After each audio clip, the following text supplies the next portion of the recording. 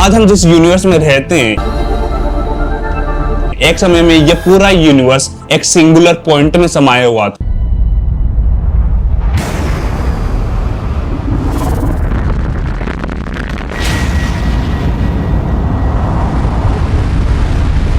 नहीं, मजाक नहीं कर रहा, ये बात सच है। क्योंकि आज से अगर हम टाइम में पीछे जाए, मिलियंस ऑफ ईयर पीछे जाते जाओ, बिलियंस ऑफ ईयर पीछे जाते जाओ, तो आपको दिखेगा कि 13.8 बिलियन साल पहले यह हमारा पूरा विशाल का यूनिवर्स एक हॉट और डेंस सिंगुलर पॉइंट में समाया हुआ था।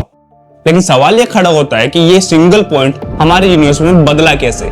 आखिर इस पॉइंट से पहले क्या मौजूद था? इन स्टार से भी पहले, लाइट से भी पहले और स्पेस से भी पहले। क्या यह कोई एंडलेस वर्ल्ड था जो अपने अस्तित्व में आने का वेट कर रहा था, या फिर किसी भगवान ने इसको जिंदा कर दिया था? आखिर इस पॉइंट में ऐसा हुआ क्या था जिसने इसको मजबूर कर दिया इतने बड़े यूनिवर्स में बदलने को? ये सवाल है यूनिवर्स के ओरिजिन का। आखिर एक हॉट एंड डेंस पॉइंट इतने बड़े यूनिवर्स में कैसे बदल पाया? आखिर यूनिवर्स की शुरुआत कैसे हुई? आइए जानते हैं इन सभी सवालों के जवाब आज के इस वीडियो में।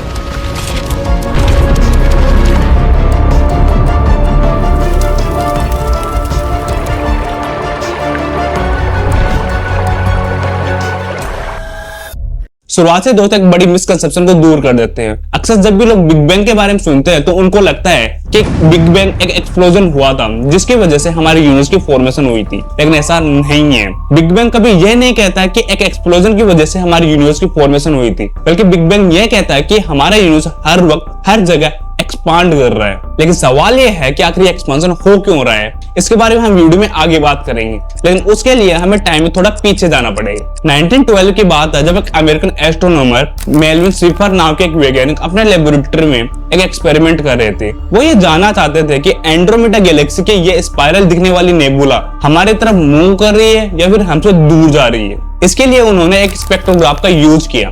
स्पेक्ट्रोग्राफ एक ऐसा इंस्ट्रूमेंट होता है जो लाइट को स्प्लिट करके एक स्पेक्ट्रम में दिखाता है, कुछ इस तरीके से। इस स्पेक्ट्रम को स्टडी करके वो पता लगा सकते थे कि लाइट में रेड शिफ्ट फिनोमेनन देखने को मिल रहा है या फिर ब्लू शिफ्ट देखने को मिल रहा है। यहाँ पर मैंने दो टर्म यूज की है, पहले रेड शिफ्ट फिनोमेनन और दूसरा blue shift phenomenon. Red shift तब होता है जब कोई ऑब्जेक्ट हमसे दूर जा रहा होता है, और ब्लू शिफ्ट तब होता है जब कोई ऑब्जेक्ट हमारे पास आ रहा होता है। इसे आप इस एग्जांपल से समझ सकते हो। मान लो आप एक रोड साइड पे खड़े हो, तभी एक कार दूर कहीं से आपके पास से गुजरते हुए दिखाई देती है। तब आप नोट करते हो कि जैसे जैसे वो कार आपके पास आ रही है वैसे वैसे आपको उसकी आवाज और तेजी से सुनाई देती है, और जैसे ही वो आपसे दूर जाने लगती है आपको आवाज भी कम सुनाई देती है। क्योंकि जब वो कार आपके पास आ रही होती है तो साउंड वेव की फ्रीक्वेंसी बढ़ती है, और जैसे जैसे वो आपसे दूर जाती है तो साउंड वेव की फ्रीक्वेंसी कम होने लगती है।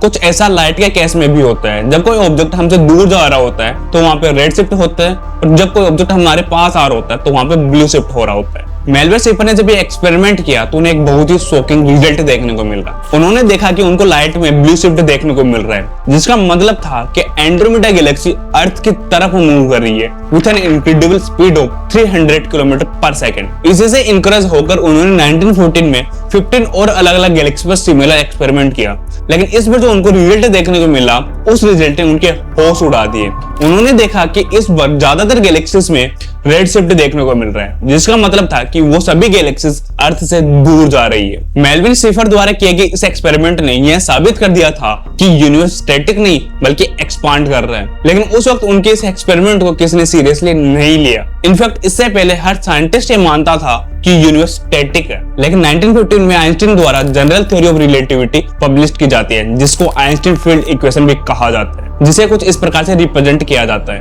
उन्होंने इसे ग्रेविटी को समझने के लिए बनाया था। वो इस इक्वेशन को एंटायर यूनिवर्स में अप्लाई करके यूनिवर्स की शेप, मोशन और बिहेवियर को एक कॉस्मिक स्केल पर स्टडी करना चाहते थे, लेकिन उन्हें अपने इस इक्वेशन में एक अजीब बिहेवियर देखने को मिलता है। उन्होंने देखा कि उनकी खुद की बनाई गई इक्वेशन इस बात को सपोर्ट करती है कि या तो यूनिवर्स एक्सपांड कर सकता है या फिर कोलैप्स कर सकता है, लेकिन कभी स्टैटिक नहीं रह सकता। इनफैक्ट अल्बर्ट आइंस्टीन खुद उन साइंटिस्ट में शामिल थे जो इस बात में विश्वास करते थे कि यूनिवर्स स्टैटिक है, लेकिन उनकी खुद की बनाई गई इक्वेशन ने उनको गलत साबित कर दिया। लेकिन अभी भी वो इस बात में विश्वास नहीं करना चाहते थे कि यूनिवर्स स्टैटिक नहीं है। इसे प्रूव करने के लिए उन्होंने अपनी इक्वेशन में एक स्पेशल कांस्टेंट को ऐड कर दिया जिसको कॉस्मोलॉजिकल कांस्टेंट कहा जाता है। कुछ सालों तक तो आइंस्टीन की इस इक्वेशन ने इस बात को मजबूत कर दिया था कि यूनिवर्स स्टैटिक है, लेकिन आपकी जानकारी के लिए बता दूं कि आइंस्टीन के इन्हीं फील्ड इक्वेशंस के कुछ और सॉल्यूशंस भी मौजूद थे, जिससे हमें worm holes, black holes, space time के बारे में जानने को मिला। इन सब के बारे में हम किसी और वीडियो में डिटेल में बात करेंगे। अगर आप लोग इंटरेस्टेड हो तो नीचे कमेंट सेक्शन में जरूर बताना। और अब टॉपिक पर वापस आते हैं। लेकिन 1922 में एक और रशियन फिजिसिस्ट और मैथमेटिशियन अलेक्जेंडर फ्रेडमैन ने यूनिवर्स के स्टैटिक होने पर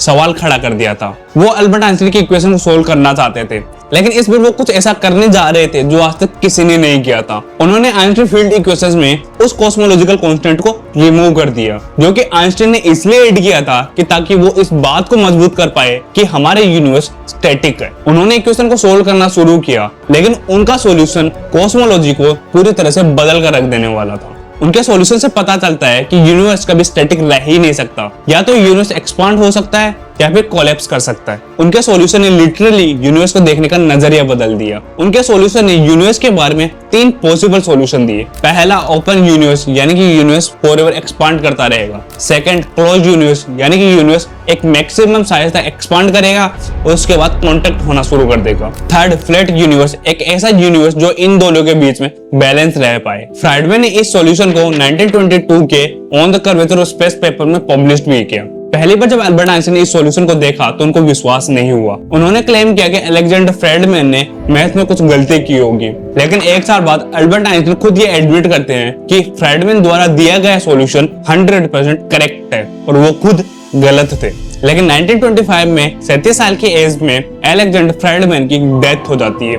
लेकिन 37 साल की उम्र में उन्होंने कुछ ऐसा करके दिखा दिया था जो आगे जाकर बिग बैंग थ्योरी की मैथमेटिकल फाउंडेशन बनने वाली थी। इस समय तक हमारे पास यूनिवर्स के एक्सपांशन का मैथमेटिकल प्रूफ मौजूद था, लेकिन फिजिकली इसका कोई एविडेंस नहीं था। इसे अभी भी रियल वर्ल्ड से कनेक्ट करना बहुत जरूरी था। इसी समय 1927 में एक और साइंटिस्ट जोसेफ लेमात्रे की एंट्री होती है। उन्होंने बताया कि आज यूनिवर्स जो हमारा ऐसा दिखाई देता है वो हमेशा से ऐसा नहीं था। उन्होंने अलेक्जेंडर फ्रेडमैन के सॉल्यूशन को देखा और ये आइडिया दिया कि अगर हमारे यूनिवर्स एक्सपांड कर रहा है, टाइम के साथ एक्सपांशन देखने को मिल रहा है, तो क्या होगा अगर हम इस प्रोसेस को रिवर्स कर दें। मतलब अगर हम टाइम में बहुत बिलियंस ऑफ ईयर पीछे जाते जाएं तो एक समय ऐसा रहेगा कि जहां ये पूरा यूनिवर्स एक हॉट डेंस पॉइंट में समाया हुआ होगा और एक दिन यह पॉइंट डिसइंटीग्रेट होना शुरू कर देता है, जिससे स्पेस और टाइम अस्तित्व में आ पाते हैं। और बिलियंस ऑफ ईयर्स के एक्सपांशन के बाद यह पॉइंट आज के यूनिवर्स में बदल पाया और यहाँ से जन्म होता है उस थ्योरी का जिसको यूनिवर्स के जन्म की सबसे सटीक थ्योरी मानी जाती है, द बिग बैंग। यही कारण था कि जोसेफ लेमात्रे को the father of big bang भी कहा जाता है। लेकिन जब भी लोग बिग बैंग के बारे में सुनते हैं तो उनको लगता है कि बिग बैंग एक एक्सप्लोजन है, लेकिन ऐसा नहीं है। उस डेंस पॉइंट में किसी कारण की वजह से यह पॉइंट डिसइंटीग्रेट होना शुरू हो जाता है और एक्सपांड करना शुरू कर देता है। लेकिन विजुअलाइजेशन के लिए अक्सर बिग बैंग को एक एक्सप्लोजन की तरह दिखाया जाता है,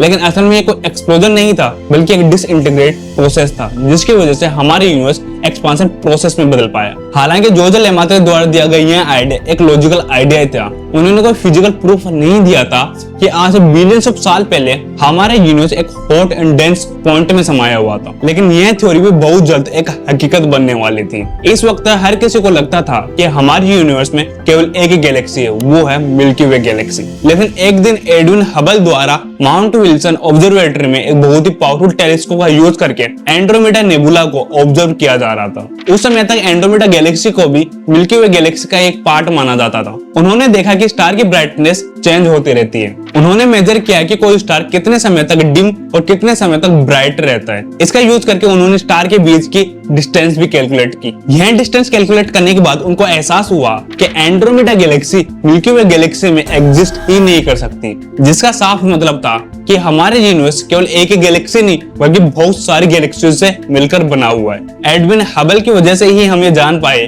कि मिल्की वे गैलेक्सी के बाद सबसे करीब वाली गैलेक्सी एंड्रोमेडा गैलेक्सी है, जो कि मिल्की वे गैलेक्सी से 2.5 मिलियन लाइट ईयर्स दूर है। और आज के समय में हम ये जानते हैं कि हमारे यूनिवर्स में 2 ट्रिलियन से भी ज्यादा गैलेक्सीज मौजूद है। लेकिन अभी भी एक सवाल सबके मन में था कि क्या हमारे यूनिवर्स स्टैटिक है या फिर एक्सपांड कर रहा है। एडविन हबल अपने साथियों के साथ डिफरेंट गैलेक्सीज के बीच की डिस्टेंस को कैलकुलेट करना शुरू कर देते हैं और उनको एक बहुत ही शॉकिंग रिजल्ट देखने को मिलता है। 15 मार्च 1929 में हबल अपने ऑब्जर्वेशंस को पब्लिकली पब्लिश करते हैं, जिसमें उन्होंने बताया कि जो गैलेक्सीज जितनी ज्यादा दूर होगी वह उतनी फास्ट हमसे दूर मूव करेगी, उनके मुकाबले जो गैलेक्सीज हमारे पास में मौजूद है उसे उस समय हबल लॉ का नाम दिया गया, जो कि कुछ इस प्रकार का होता है। किसी गैलेक्सी की वेलोसिटी इस बात पर निर्भर करती है कि वह गैलेक्सी कितनी दूर है। यहाँ पर एच नॉट को हबल कांस्टेंट कहा जाता है, लेकिन अक्टूबर 2018 में जाकर हबल लॉ को रीनेम करके हबल लेमात्र लॉ कर दिया जाता है। इस टाइम तक हमारे पास यूनिवर्स के एक्सपांशन के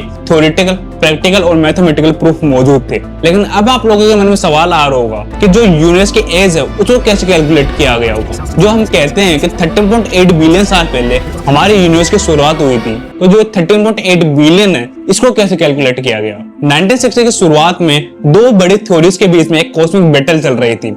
एक तरफ थी बिग बैंग, जो कि यह दावा कर रही थी कि यूनिवर्स की शुरुआत एक हॉट और डेंस पॉइंट से शुरू हुई थी, और दूसरी तरफ है स्टेडी स्टेट थ्योरी, जो ये मानती थी कि यूनिवर्स हमेशा से एग्जिस्ट कर रहा है और हमेशा एग्जिस्ट करता रहेगा। दोनों थ्योरीज बहुत पावरफुल थी, लेकिन किसी के पास भी सॉलिड प्रूफ नहीं था। और फिर 1965 में यूनिवर्स इसका प्रूफ भी खुद ही दे देता है, वो भी एक्सीडेंटली। बेल टेलीफोन लेबोरेटरी में 2 रेडियो इंजीनियर एर्नो पेनेसाइज और रॉबर्ट विल्सन एक जायंट माइक्रोवेव एंटीना पर काम कर रहे थे, जो सैटेलाइट कम्युनिकेशन के लिए बनाई गई थी। उनका मकसद यूनिवर्स को स्टडी करना नहीं था, वो बस एंटीना को ज्यादा क्वाइट और सेंसिटिव बनाना चाहते थे। लेकिन एक दिन वो कुछ अजीब चीज नोटिस करते हैं। चाहे वे एंटीना को किसी भी डायरेक्शन में पॉइंट कर दे, दिन हो या फिर रात हो, स्काई हो या फिर ग्राउंड हो, उन्हें हर तरफ एक फेंट और कांस्टेंट नॉइज सुनाई दे रही थी। यह नॉइज ना स्टार से आ रही थी, ना प्लैनेट से आ रही थी और ना ही किसी सिटी से आ रही थी। यह हर डायरेक्शन से आ रही थी। पहले उनको लगा था कि ये शायद इंटरफेरेंस की प्रॉब्लम है। उनको लगा कि एंटीना पर कबूतर की पोटी होने की वजह से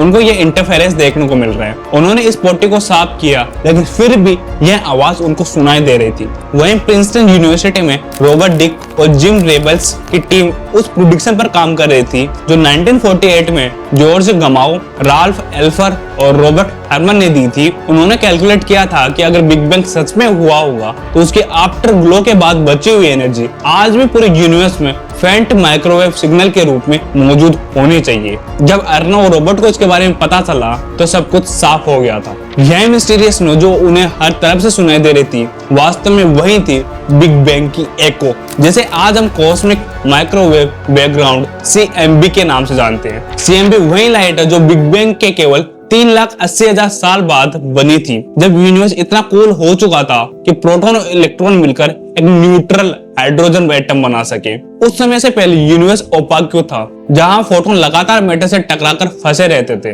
लेकिन रिकॉम्बिनेशन के बाद लाइट पूरी तरह से फ्री हो गई और पूरे यूनिवर्स में फैलने लगी, और आज हम उसी लाइट को देख रहे हैं। CMB पूरी तरह यूनिफॉर्म नहीं है, इसमें बहुत ही छोटे छोटे टेम्परेचर वेरिएशन है। इन फ्लक्चुएशन में यूनिवर्स के बारे में बहुत सारी जानकारी देखने को मिलती है, जिसे हम initial density variation, expansion rate, matter, dark energy की मात्रा और स्पेस के ज्योमेट्री के बारे में स्टडी कर सकते हैं। साइंटिस्ट ने इन डेटा को आइंस्टाइन की जनरल रिलेटिविटी और फ्राइडमैन इक्वेशन में डालकर यूनिवर्स का एक पूरा एक्सपांशन मॉडल तैयार किया।